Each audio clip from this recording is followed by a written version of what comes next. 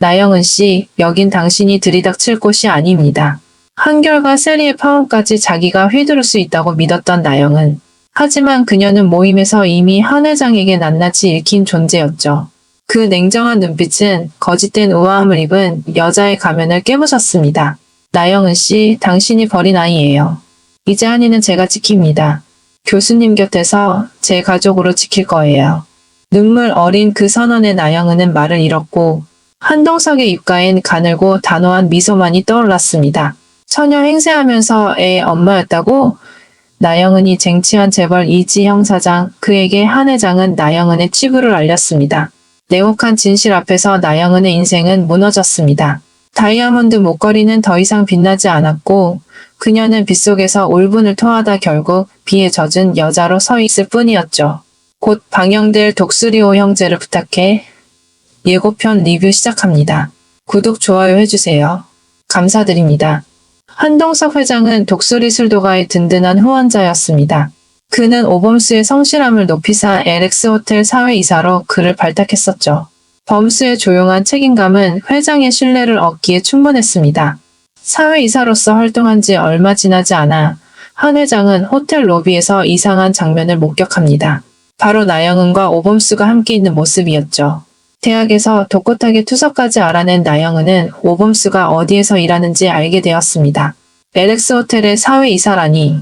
나영은은 자신이 버렸던 남자의 출세에 온전히 축하해줄 수 없었습니다. 그의 출세가 온전히 한이에게 가는 것이 아니라면요. 그날 나영은은 자신이 가장 젊고 예쁠 때 임신으로 독박 육아하면서 교수직에만 몰두했던 범수가 미워서 견딜 수가 없었습니다. 한이라도 데려와야 범수가 상처받을 것만 같았죠. 그래서 범수가 사회이사로 일하고 있는 LX 호텔에 찾아왔습니다. 그리고 한이를 데려가겠다고 소리친 나영은. 세리를 마음에 품게 된 범수는 고개를 숙인 채 그저 그녀의 독설을 묵묵히 견딜 뿐이었습니다. 그리고 그 장면을 한동석 회장이 멀리서 지켜보고 있었죠. 범수 같은 사람에게 세리 같은 단아한 여성이 어울릴 텐데 그는 어울리지 않는 두 사람의 모습에 의구심을 품었습니다. 한 회장은 나영은을 이미 알고 있었습니다.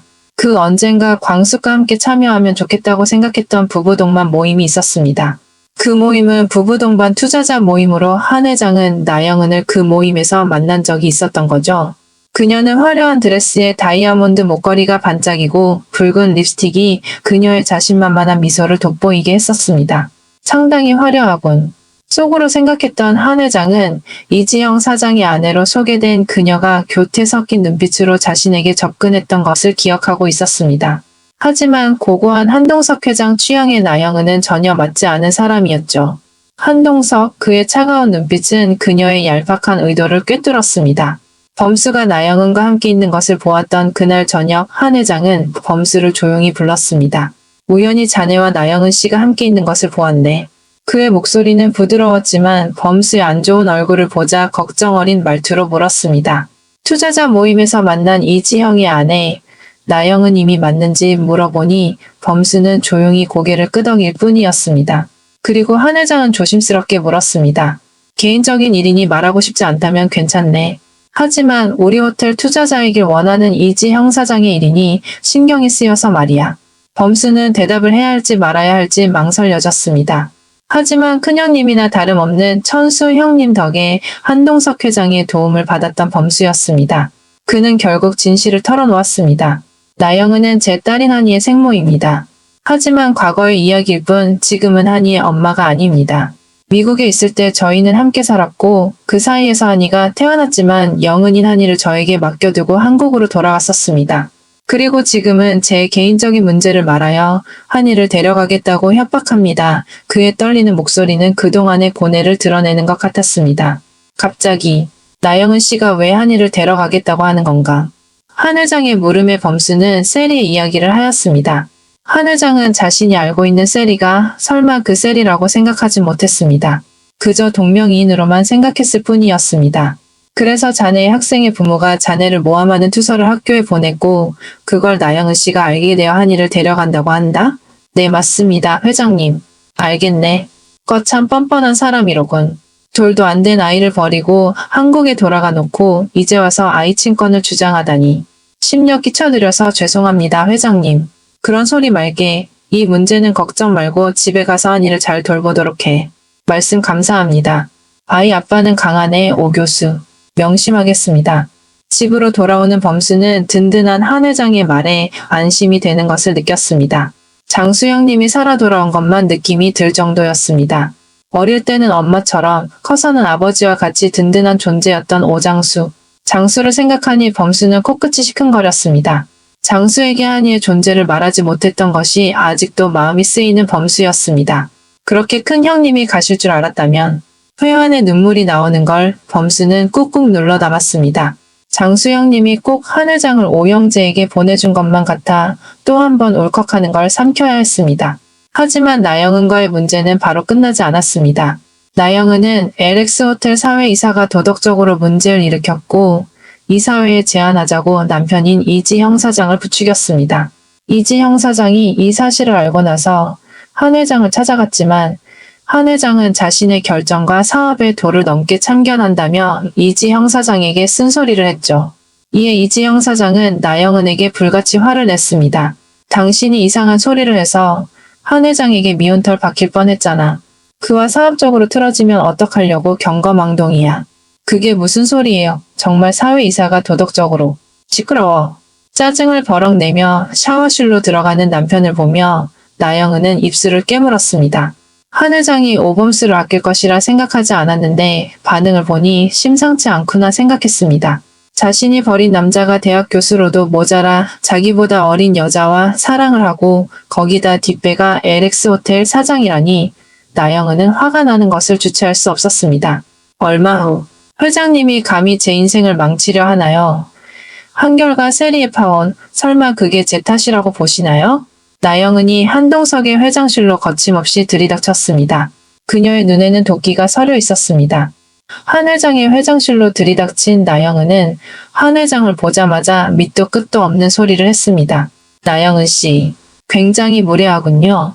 한 회장은 차가운 표정으로 나영은을 바라보았습니다. 화려한 겉모습만큼 성정도 불같은 여자라고 생각했습니다. 그리고 재벌 총수의 아내라고 보기에 어려운 가벼운 태도까지. 한 회장은 혀를 끌끌 찼습니다. 그녀는 한결과 세리의 파혼의 이유가 범수라고 생각하고 있었습니다. 투자자 모임에서 만났던 독고탁의 가족, 그리고 독고탁과 장미애의 무남 동료 독고세리. 나영은이 범수에 분노한 이유가 여기에도 있었습니다. 자기와 헤어지고 어리고 돈 많은 거기다 자신의 학생을 유혹하다니. 그 잘생기고 온화한 태도로 어린 여학생의 마음을 뒤흔들어 놓았을 거라 생각하니 나영은은 질투와 분노에 눈이 멀었습니다. 결국 한 회장의 아들인 한결과 독고세리의 파혼 이야기를 듣게 되었습니다. 그리고 그 배경에 범수가 있었다는 사실을 안 것은 최근이었죠. 도덕적으로 문제 있다고 오범수를 모함하려는 나영은은 한 회장이 꿈쩍도 하지 않는 걸 보자 화가 머리끝까지 나는 것만 같았습니다. 거기다 대체 자신의 남편인 이지형 사장에게 무슨 이야기를 했길래 이 사장이 길길이 화를 내는지. 혹시나 한이와의 사이를 들켰을까봐 전전긍긍하던 그녀는 한 회장이 자신의 말을 믿어주지 않는 이유, 오범수를 아끼는 이유를 유추해냈습니다. 나영은에게 안 좋은 감정을 갖고 있는 범수가 한결과 세리의 파혼의 원인에 나영은이 있다고 말한 것으로요. 거기까지 생각이 미치자 나영은은 바로 한 회장을 찾아간 것입니다. 그 두 사람의 파혼은 나는 할 말 없으니까 나가요. 김비서 손님 나가시니 배웅해. 한결과 세리의 파혼은 독고탁의 욕심과 장미의 간섭이 얽힌 결과였습니다. 나영은은 한동석의 아들 한결이 세리와 헤어진 책임을 자신에게 돌린다고 오해하곤 그의 태도에 분노하며 내가 이지영 사장과 신라주조를 움직여 당신 사업을 흔들겠어요. 라고 으름장을 놓았습니다. 그녀의 눈빛은 도끼와 오만으로 가득했습니다. 하지만 한동석은 그녀의 앞뒤 분간을 못하는 행동이 어이가 없을 뿐이었죠. 한 회장실로 들어오는 김비서는 분위기를 바로 이해하곤 나영은을 잡아들었습니다. 어서 가시죠. 배웅해드리겠습니다. 더 이상 추태를 부릴 수 없었던 나영은은 분노로 한 회장을 노려보곤 자리에서 일어났습니다. 나영은은 욕망으로 탑을 쌓았습니다. 미국에서 범수와 한이를 버리고 처녀인 척 이지영과 결혼해 재벌의 삶을 누리고 있었습니다. 그리고 그녀는 독고탁의 투서를 빌미로 범수를 협박하며 한이를 데려가려 했었죠. 독수리 술독가로 찾아간 나영은은 한이는 내가 키워 하며 범수를 올죄였습니다. 하지만 그 시각 한 회장은 나영은의 결혼 사기와 한이의 출생 비밀을 담은 서류를 손에 쥐고 있었습니다. 나영은은 범수가 한이와 자기 사이를 한 회장에게 알렸을 거라 추호도 생각하지 못하고 있었죠. 오범수는 한이를 품에 안았습니다. 나영은이 오빠 한이한테 올인 못하지 라는 말이 그의 심장에 칼날처럼 박혔습니다. 그는 한이의 작은 손을 잡고 술도가 마당에 앉았습니다. 이제 아장아장 걷는 한이를 범수는 사랑스럽게 바라보았습니다. 아빠가 널 지킬게. 그의 중얼거림은 사랑과 죄책감이 뒤섞여 있었습니다. 미국 명문대를 나와 사랑하는 여자와 결혼했지만 그녀는 가난한 자신을 버티지 못했습니다. 그리고 결국 한국으로 떠났었죠. 그 모든 것이 범수 자신의 탓인 것만 같았습니다. 나영은의 협박은 그의 노력을 짓밟기 충분했습니다. 한동석 회장이 구원처럼 나타나 도와주지 않았다면 지금도 나영은의 폐악질의 범수는 괴로워했을 것입니다. 오 교수, 자네는 한이의 하나밖에 없는 아빠야. 그걸 잊지 마. 그의 단단한 손이 범수의 어깨를 두드렸습니다. 범수의 눈에 고인 눈물은 한이를 향한 끝없는 사랑이었습니다.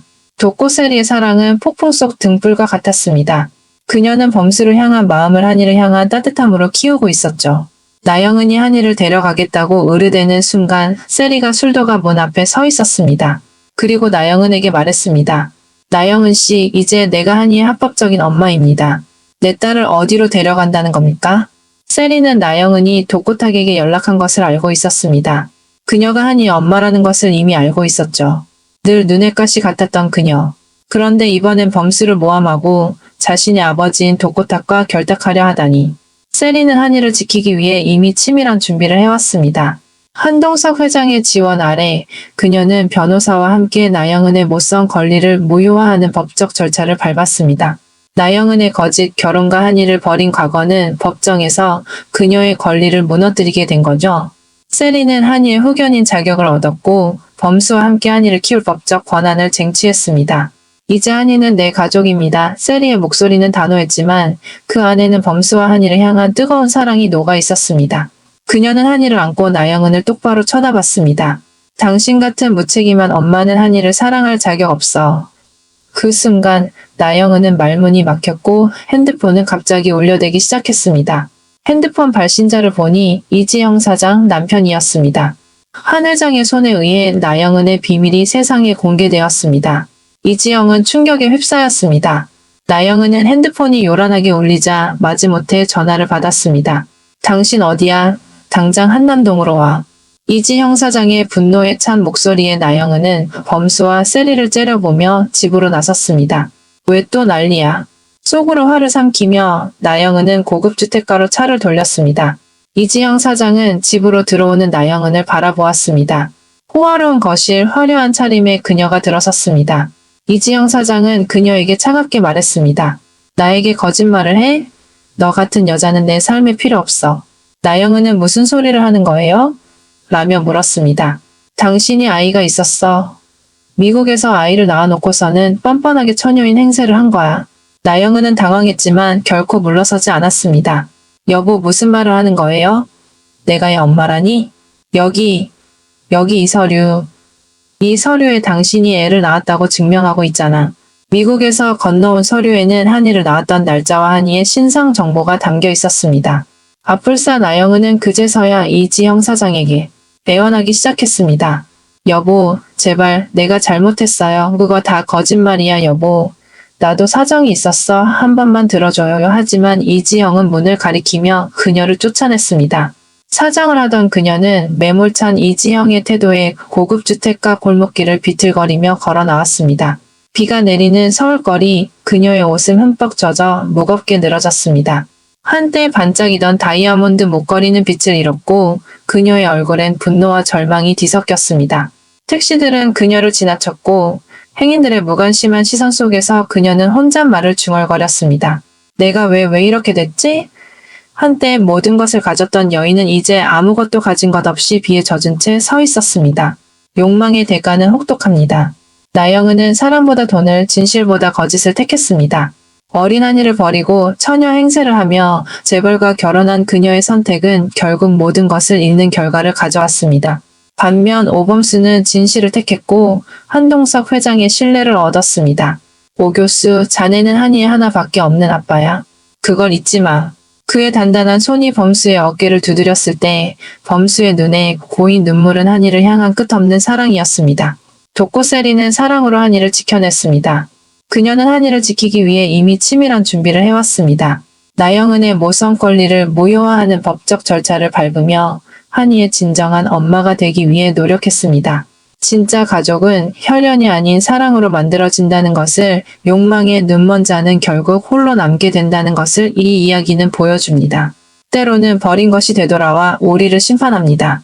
나영은의 몰락은 그녀 자신이 뿌린 씨앗의 결과였습니다. 뇌피셜 리뷰 어떠신가요? 나영은이 나와서 범수를 향해 한이를 데려간다고 했을 때 너무 화가 나더라고요. 하지만 우리에겐 한동석 회장님이 계시죠. 한 회장에게 들이대어도 아무런 이득을 못 얻었고 대립을 하려 했으나 한 회장에게 나영은은 손안에 든 쥐나 다름없었습니다. 하나의 아빠이자 세리를 사랑하는 범수의 처연한 눈물은 생각만 해도 마음이 아프네요. 그리고 사랑하는 세리가 내가 한이의 엄마야 선언은 속을 뻥 뚫는 사이다였습니다. 그리고 지난 편에는 장미애와 독고탁의 과거를 속죄하고 몰락하는 이야기를 담았는데요. 내적 사이다가 아주 통쾌했습니다. 여러분은 곧 방영될 35화에서 어떤 장면이 나오면 좋으실까요? 나영은의 비에 젖은 몰락, 세리의 놀라운 결정, 아니면 장미의 후회? 댓글로 뇌피셜을 마구 던져주세요. 다음 화도 함께 울고 웃으며 달려봅시다.